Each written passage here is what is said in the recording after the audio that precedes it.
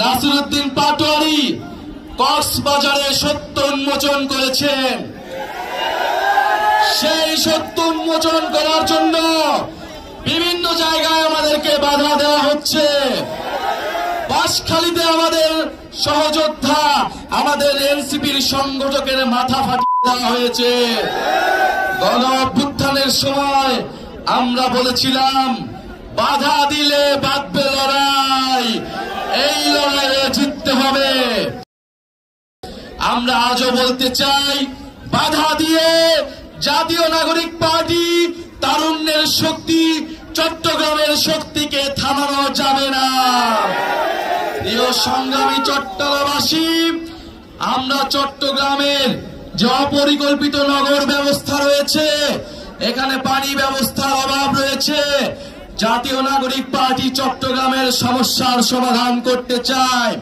এই ঐতিহাসিক নগরী নানান অবহেলার কারণে, নানান লুটেরার কারণে, নানান মাফিয়ার কারণে আজকে এই বেহাল দশায় রয়েছে।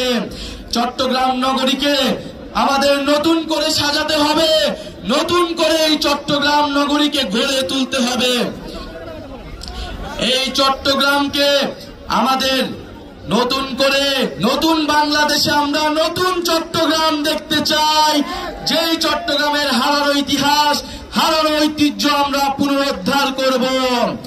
সংগ্রামী চট্টগ্রামবাসী, আমরা জাতীয় নিরাপত্তা, সার্বভৌমত্বের জন্য চট্টগ্রামকে বাংলাদেশের সবচেয়ে গুরুত্বপূর্ণ অঞ্চল মনে করি।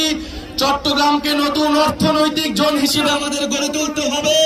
আমাদের সমুদ্র শক্তিকে বিজয় করতে হলে, আমাদের নৌশক্তিকে শক্তিশালী করতে হলে এই চট্টগ্রামকে আমাদের শক্তিশালী করতে হবে। জাতীয় নাগরিক পার্টি এই চট্টগ্রামকে শক্তিশালী করবে ইনশাআল্লাহ।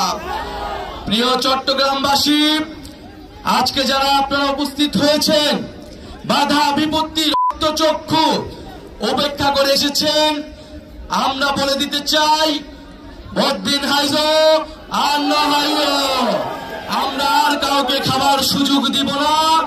আমরা এই চট্টগ্রামকে জনগণের চট্টগ্রাম, নাগরিকের চট্টগ্রাম হিসেবে ঘোষণা করলাম।